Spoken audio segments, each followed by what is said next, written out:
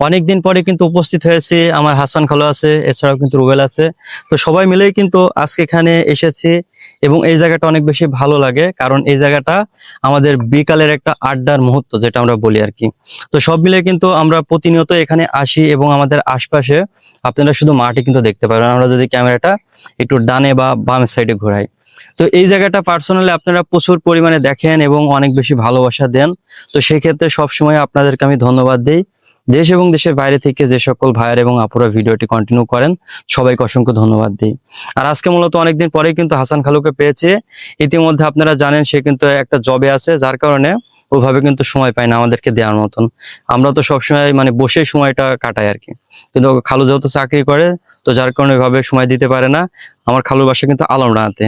অনেকেই কিন্তু আপনারা চিনতে পারেন হাসান খালুকে, কারণ আলমডাঙ্গাতে কিন্তু ছোট থেকে যত বাড়ি উঠছে এবং ওখানে তার চলাফেরা, তো যার কারণে সবাই মোটামুটি আলমডাঙ্গাতে ওইভাবে কিন্তু পরিচিত আমরা জানি।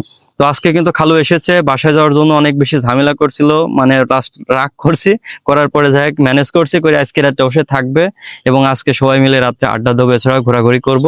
আশা করি এই সুন্দর মুহূর্তটা ক্যামেরায় বন্দি থাকবে, আমরা যখন ইচ্ছা তখন এই ভিডিওটা দেখতে পারবো এবং আপনারা ওই সুন্দর মুহূর্তটা অন্তত দেখতে পারেন, তার কারণে কিন্তু আমরা ভিডিওটা করছি। তো আজকের ভিডিওটা কেমন লাগছে সেটাও অবশ্যই আপনারা বলবেন।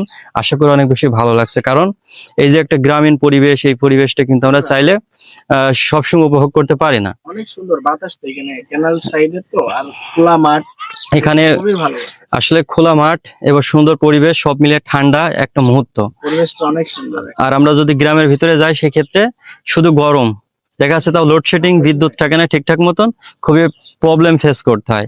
তো সব মিলিয়ে আপনাদেরকে বলবো এই সুন্দর মুহূর্তটা যদি আপনারাও উপভোগ করতে চান তাহলে চলে আসেন, আপনাদেরও দাওয়াত রইলো। আপনারা আমাদের গ্রামে আসতে পারেন।